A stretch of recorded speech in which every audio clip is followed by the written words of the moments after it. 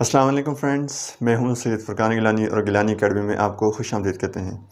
दोस्तों, आज की इस वीडियो में हमने डिस्कस करना है कि परमुटेशन और कॉम्बिनेशन से रिलेटेड जो मैंने आपको वीडियो एक बार पहले क्लियर करवाई थी कि परमुटेशन और कॉम्बिनेशन होते क्या हैं और इन दोनों में फ़र्क क्या होता है।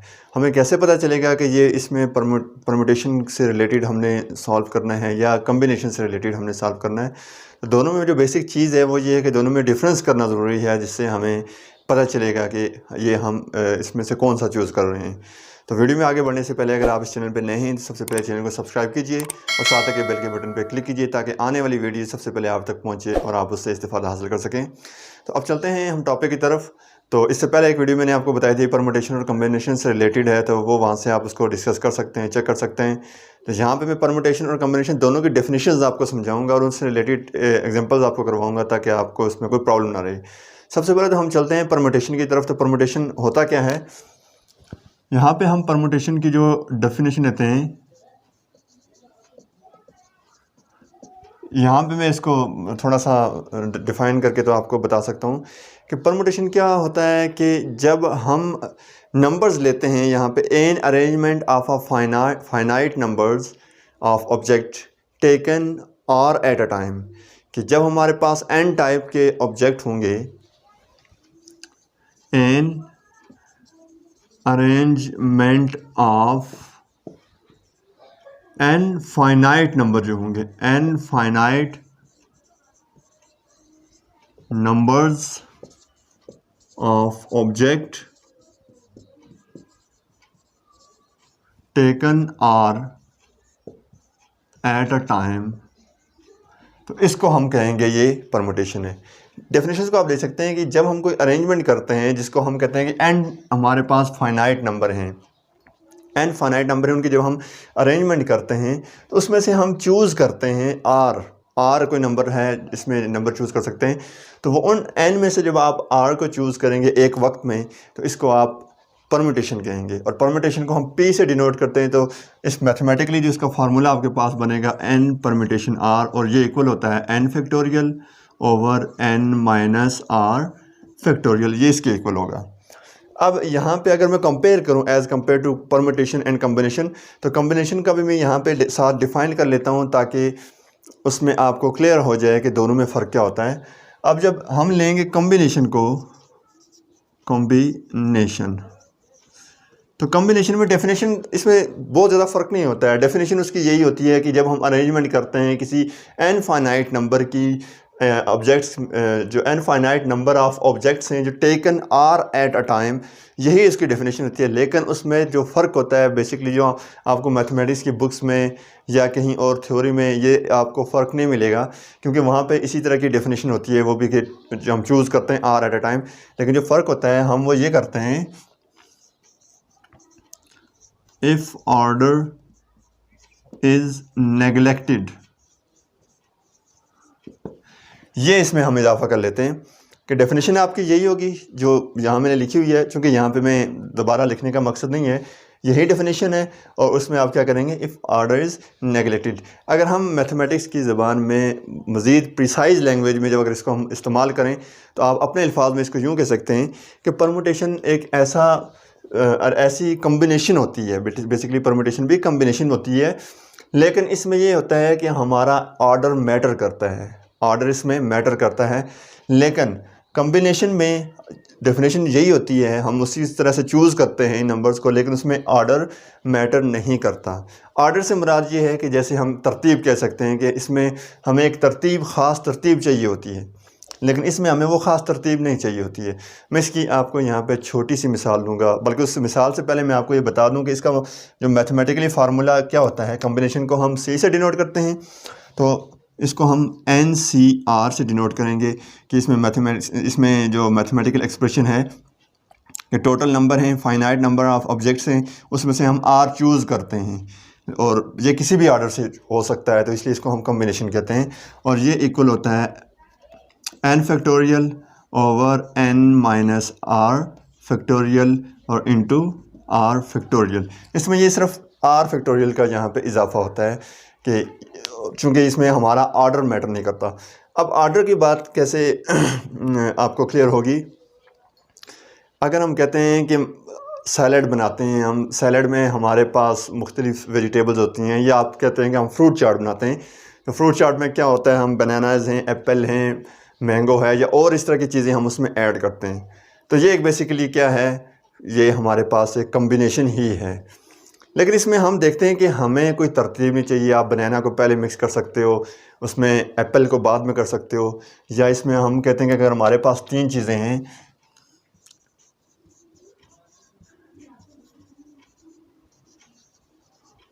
एप्पल, बनाना एंड मैंगोज़ हैं, तो अब इसमें ऑर्डर आप मैटर नहीं करता, चाहे आप एप्पल, बनाना और फिर मैंगो डालें, या पहले बनाना डालें, एप्पल डालें या मैंगो डालें, तो इसमें ऑर्डर मैटर नहीं करता। तो इसलिए इसको हम कम्बिनेशन कहेंगे। कम्बिनेशन ये होगा क्योंकि इसमें ऑर्डर मैटर नहीं करता। ये इसी तरह की आप कोई और एग्जांपल ले सकते हैं जिसमें कोई भी ऑर्डर इसमें मैटर नहीं करता है। अब जो परमिटेशन की बात आती है, तो परमिटेशन में एक स्पेसिफिक ऑर्डर होता है, मखसूस होता है, और उस ऑर्डर से हट के हम इसको चूज़ नहीं कर सकते। अब जैसे मैं कहता हूँ, मैं सेफ़ है, सेफ़ का एक लॉक है, उसका लॉक है, अगर हमारे पास कहते हैं कि 476, ये उस सेफ़ का लॉक है। तो अगर इस ऑर्डर को हम चेंज करें यहाँ से, तो वो लॉक हमारा ओपन नहीं होगा।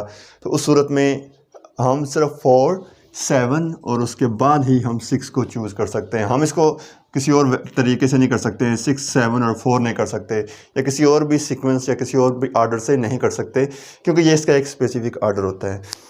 तो कहने का मतलब यहाँ पे ये हुआ कि जहाँ पे आपके पास ऑर्डर मैटर करेगा वो परमुटेशन होगी, और जहाँ पे ऑर्डर या उसकी तरतीब जो होती है वो मैटर नहीं करती, वो आपके पास कम्बिनेशन होगी। तो इन दो डेफिनेशंस में सिर्फ ये ऑर्डर का फ़र्क होता है कि जब हम ऑर्डर चूज़ करेंगे तो वो परमुटेशन होगा, और जब ऑर्डर उसमें सेलेक्ट नहीं करेंगे या ऑर्डर को हम मलहूज़ ख़ातर नहीं रखेंगे तो वो हमारे पास कम्बिनेशन बन जाएगा। और अब मैं यहाँ पे चलता हूँ इससे रिलेटेड कुछ एक दोनों से रिलेटेड मैं यहाँ पे एक एग्जांपल का देता हूँ जिससे आपको मज़ीद क्लियर हो जाएगा।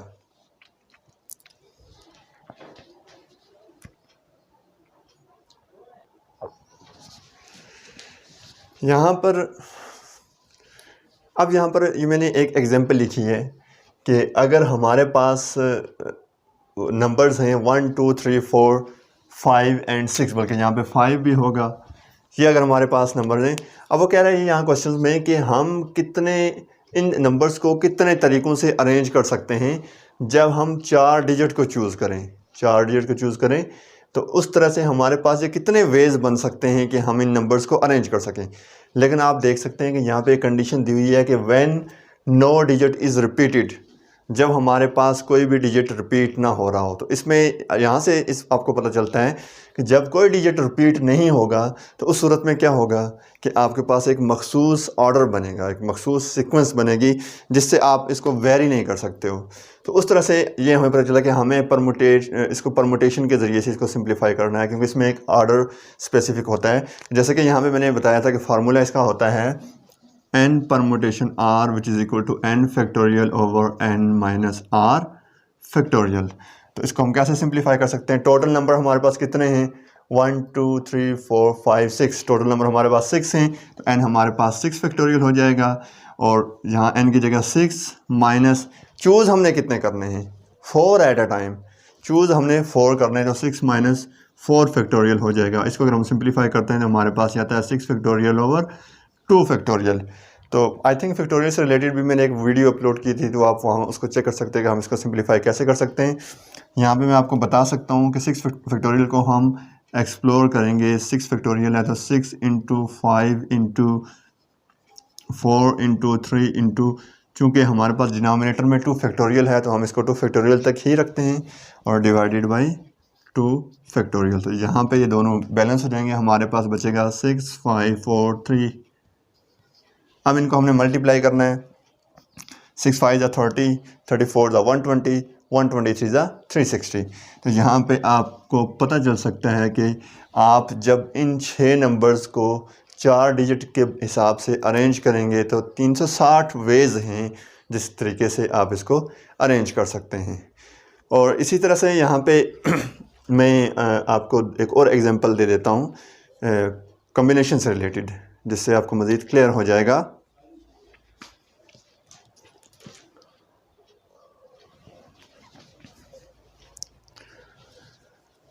अब यहाँ पर मैंने एक और एग्जांपल लिखी है कि find number of diagonals of a 6 sided figure. तो सबसे पहले हमने ये देखना है कि हमें इसमें डायगोनल मालूम करने हैं। कोई भी एक शेप है जिसकी 6 साइड्स हैं। अब इसमें हमें कोई अरेंजमेंट नहीं दी हुई है कि आपने 2 चूज़ करने हैं, 3 चूज़ करने हैं या कोई नंबर रिपीट नहीं होना चाहिए। ये देखें, ओवरऑल आपको एक क्वेश्चन दिया हुआ है जिसमें कोई आपको बाउंडेड नहीं है कि आपने किस तरह से इसको चूज़ करना है। तो ये कॉम्बिनेशन से रिलेटेड इससे हमें पता चलता है कि ये कॉम्बिनेशन से रिलेटेड क्वेश्चन है। और जैसे कि कॉम्बिनेशन का हमारे पास फार्मूला होता है NCR = n factorial over r factorial into n minus r factorial, ये फार्मूला है।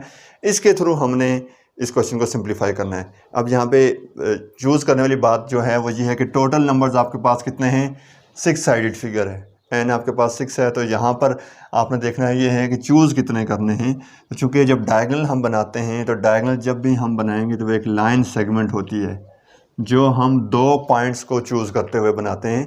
इसका मतलब ये हुआ कि जो अगर 6 साइडेड फिगर है, टोटल इसमें n 6 है, तो चूज़ हम कितना कर रहे हैं, 2 कर रहे हैं।